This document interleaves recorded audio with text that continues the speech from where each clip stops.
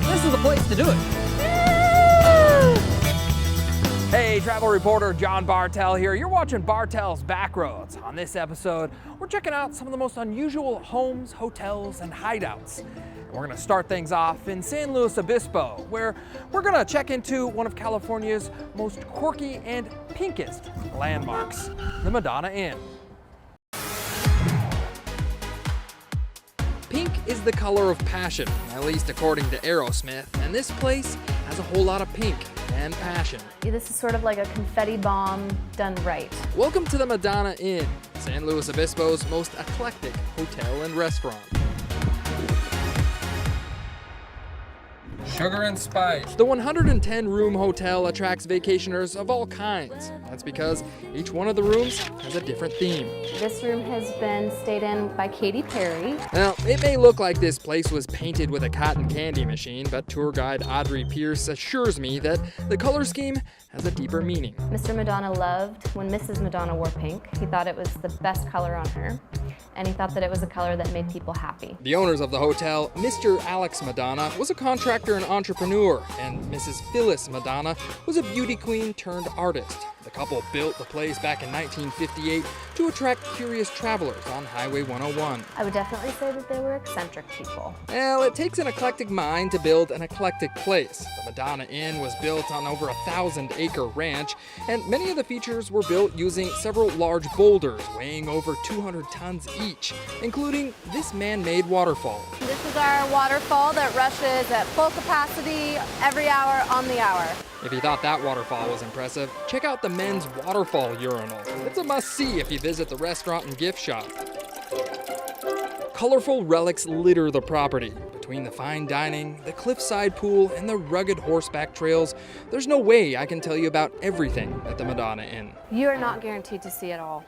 That's why you have to come back. Seriously, if you do come, check out the waterfall urinal. It's pretty crazy.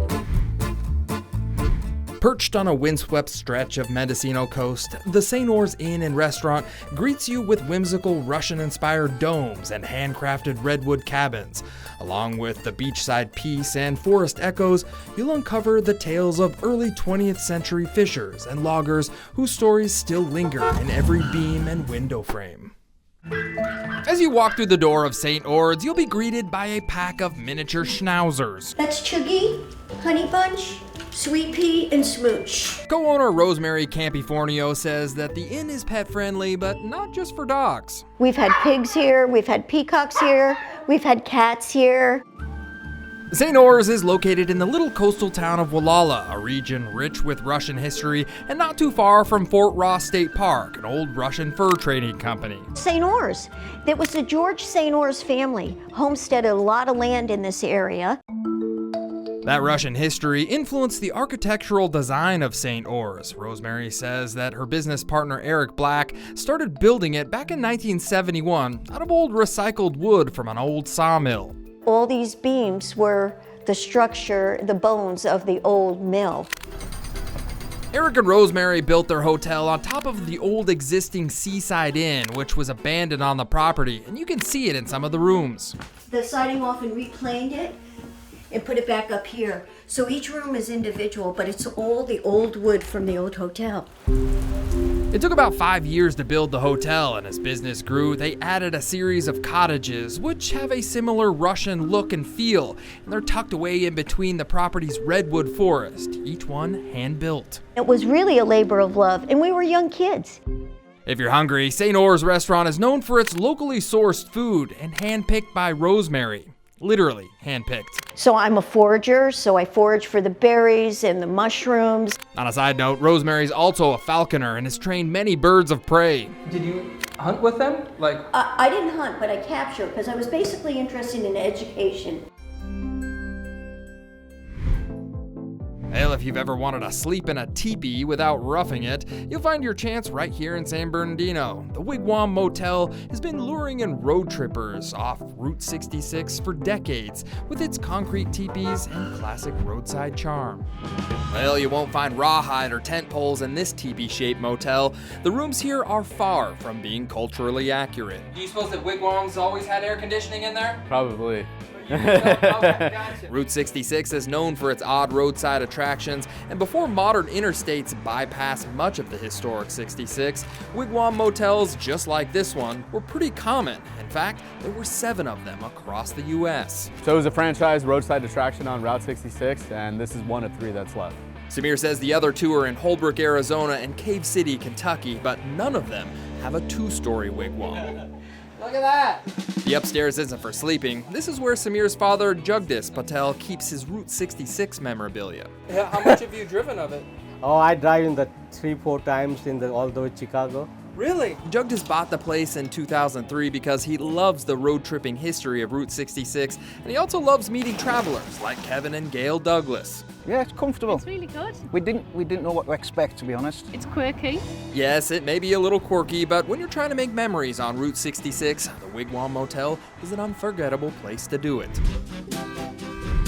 All aboard the Backroads Express, where your final destination is a good night's sleep. At the Railroad Park Resort in Dunsmuir, guests bunk down in vintage cabooses and dine in old rail cars. Below the jagged peaks of the Castle Crag Wilderness is the small railroad town of Dunsmuir. In the late 1800s, this place was once called Pusher because it often took multiple locomotives to push cargo through Dunsmuir and the steep, rugged terrain. But these days, not all of Dunsmuir's trains need a push. Keep your arms and legs inside at all times while the train is in motion. Welcome to the Railroad Park Resort, the perfect getaway for foamers. We get foamers now and then, and those are folks that foam at the mouth at the side of trains. Well, if train spotting is your thing, this is the place to do it. For example, the resort's 1927 Willamette steamer gets a lot of looks, but there is just one problem. It's not currently running because I can't find the key. How many rail cars do you have? We have 27 rooms, 23 are cabooses, and one of them is a boxcar. Each one of the caboose and rail cars are fully equipped with all the amenities you'd expect at a typical hotel. So this is actually 9 rail cars, all put together, many deep and a couple wide. Well, whether you foam at the mouth at the first sight of trains or you just want to enjoy a unique lodging experience, the Railroad Park Resort has it all, including a great view. Hey, you're watching Bartell's Backroads, and we're booking stays at some of the most unique hotels, homes, and hideouts. Now, if clowns give you the creeps, you may want to keep on driving right past this next place, because the Clown Motel in Tonopah, Nevada is decorated wall to wall with clown memorabilia. It's right next to the historic cemetery. I have been to many hotels on my travels, some good, some bad, but there is one motel that is just downright scary, and it's located just over the California border in the little mining town of Tonopah.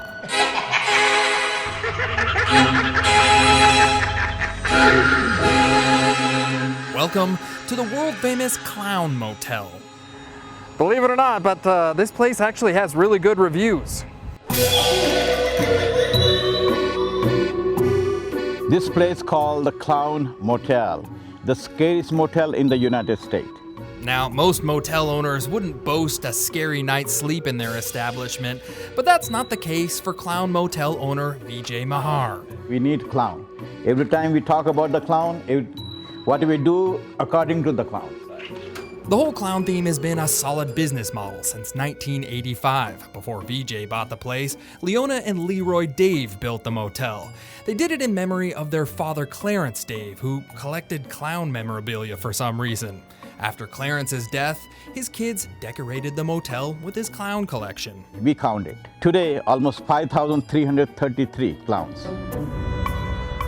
Yes, each one of the 31 rooms are decorated with disturbing clown memorabilia, but if you ask me, the scariest part of this motel is the neighbors next door. Yeah, just when you thought it didn't get any creepier, there is literally a cemetery right outside your window here. Taking a little tour of the old Tonopah Miners Cemetery is just one of the amenities at the motel, but you may be asking yourself, who in their right mind would even want to stay here? It's pretty creepy, but it's exciting, so that's kind of why I'm here. Well, let me introduce you to Courtney Smith, who's on a solo road trip from New York. She chose to come here because the motel provides guests with an EMF reader, which is basically a digital ghost tracker, according to her. If this goes off yellow, that means they're near you, and if it goes off red, it means they're on top of you.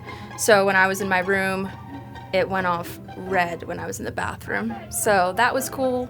Now, most people would probably just pack up and leave. I don't know if I can stay in there. Not Courtney, though. She actually went out to the graveyard and took some pictures. So those are like spirits just kind of wandering.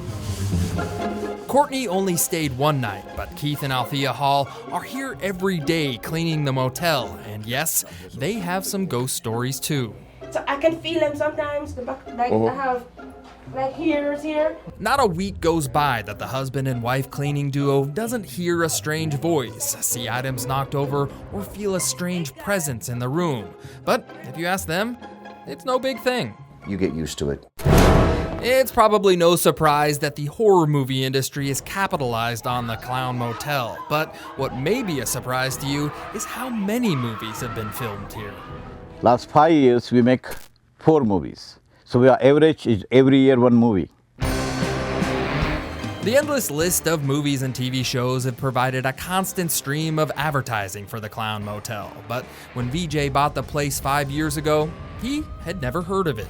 We don't want nothing about the clowns. We want to change the name.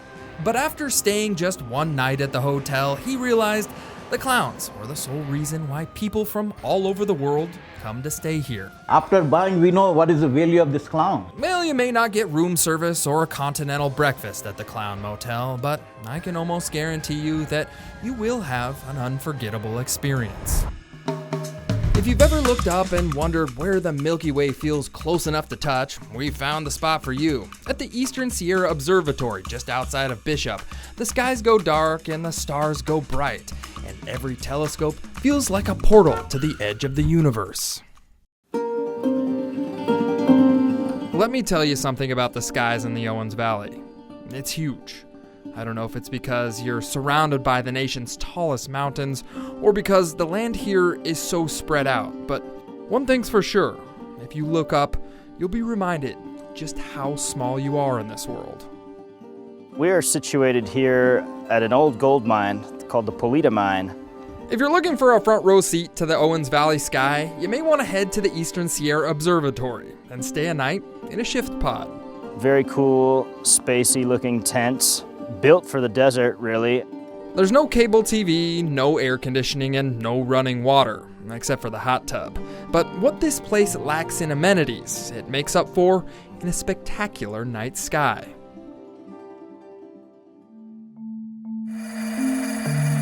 Well, as far as like a zoom factor, I mean, we're magnifying them by 200-300 times. Scott Lang is the astronomer here at the Eastern Sierra Observatory, and the Owens Valley sky is beyond ideal for his massive 14-inch telescope. Out here it's special because there's not a lot of light pollution and the skies are really dark. It's dark here in the Owens Valley. The dim city lights from Bishop are easily swallowed up by the tall mountains, making the stars the dominant light here in the sky. Here is the whirlpool. Sitting at about 5,800 foot elevation, the Eastern Sierra Observatory is also closer to the stars, and that means a better picture. We took a picture of the Whirlpool Galaxy, Messier 51, and then we took a look at Jupiter, and you could see the 4 moons. Scott teaches astrophotography at the observatory. He'll even hook up your own camera to his telescope. The skies are always changing. Right now it's June, and Jupiter and its moons are closer than ever. If I had to pick a favorite constellation, it'd be Orion, which has just left us until next fall, so no more Orion. The sky in the Owens Valley is huge, and so are the stars. It's a special place that only exists because the light pollution is so small.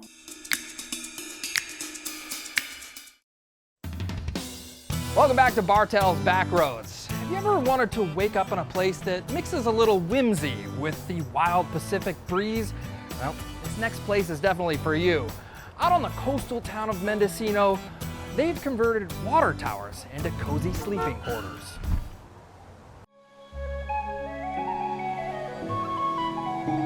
When the fog clears from the Mendocino coastline and retreats to the redwood forest, you can see them.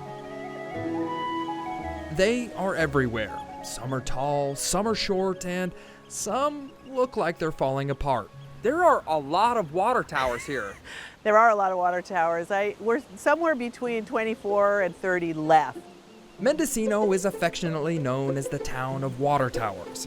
Historian Ann Siemens gives walking tours of the towers and says records show at one point the town had more than 100 of them. The whole reason we needed water towers was because we didn't have water to the houses, and the way you got that was through this gravity-fed system. Other than being known for its water towers, Mendocino was once a logging town.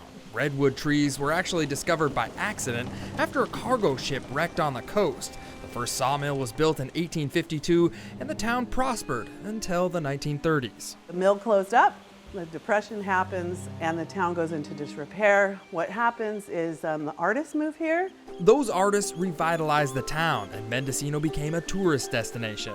Where did those tourists sleep, you ask? The water towers, of course. Looking for an elegant night's sleep? Try the water tower room at the McCallum House. Yeah, a guy could definitely get used to a view like this. The McCallum House was built in 1882, and the 3-story water tower features much of the original wood craftsmanship. On the first floor, you can even see the underground well, and on the third, there's just enough room for a bed. Not a whole lot of space up here. Just Not up here. Yes, the rooms kind of get more narrow as you go further up. Whether you're sleeping in one or just admiring it from the road, enjoy them while they last. How about swapping your bedroom walls for a 360-degree forest and mountain view? Well, up in Calpine, California, you can rent out a fire lookout tower, where you can perch atop a mountain and sleep among the clouds. The Sierraville Ranger Station doesn't get too many visitors. The small office off Highway 89 is pretty quiet. Inside, a little radio chatter and stares from wall-mounted wildlife is about as exciting as it gets. We are going to Calpine. That's because the real attraction around here, Just follow me, is 13 miles from Sierraville in the Tahoe National Forest. This seems pretty remote out here. It is remote. It is remote. It takes a good set of tires to get there. Calpine was built in the 1930s. And if you can look past the chipped and peeling paint, the Calpine Fire Lookout will provide you with one of the most spectacular views in the Sierra. It's a view that anyone can enjoy. So back in the day, this was used to look for fires, but nowadays... It's used for recreation. Calpine is just one of about a dozen fire lookouts that you can camp in California. I was online. We used the, And someone canceled their trip, and then let's go. This is the Klink family, who you probably won't hear a whole lot from because their son Carter took over the interview. What is this thing? It's for locating fires. The Fire Lookout is about as authentic as it gets, from the Osborne Fire Lookout to the rudimentary sink. Where's the spout? Right here. If the view's not entertaining enough, try one of Carter's favorite board games, Scrabble. He spelled poo. Who spelled poo? My brother. I'm pretty sure poo is at least 5 points. Is this bed as good as your bed at home? Not really. This time of year, the snow can get pretty deep, but we were lucky enough to drive up before it got too bad. Over here. During fire season, the lookouts would be staffed with people who would spend weeks at a time looking for lightning strikes or smoke from a campfire. Huge pine cones. But in the off-season, the public has plenty of time to enjoy the amenities and a good game of throw the pine cone. Can you show me the bathroom? There's no plumbing at many of these lookouts, but many of the facilities have been updated. A little privacy, please. Huh? But for some reason, Carter wanted to show me the old bathrooms first. This is probably something you could skip over on this trip if you wanted. The new bathrooms are a lot better. All right, just some words of advice here. You're gonna wanna bring your own toilet paper. This government-issued one-ply stuff, not so good. The fire lookouts are nicely set up for camping. There's a fireplace and a picnic table. And also, you can't beat the price. It's just over $40 a night. How many more steps we got? The only complaint I had, there's no elevator. Overlooking the Mendocino coast, the Westport Whale is more than just a roadside attraction. This massive sea creature doubles as a bed and breakfast where guests can see what it's like inside the belly of a whale. Tourists driving along Highway 1 know it as the Westport Whale, but creator Kyle Seiler has a different name for it. I named it after my favorite character in the Moby Dick book, Queequeg. Unlike the fictional character in the classic Herman Melville book, the Westport Whale is not a cannibalistic harpoon thrower like Queequeg was. Actually, far from it. I guess it's a very large lawn ornament.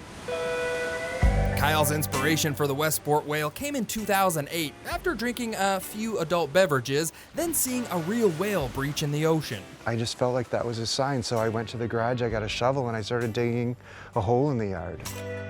Over the next several months, Kyle welded a frame for the whale and then covered it in a blend of environmentally friendly concrete. So the whale is made out of old newspaper, sand from the beach, recycled paint, and all I had to buy was Type 4 concrete mix.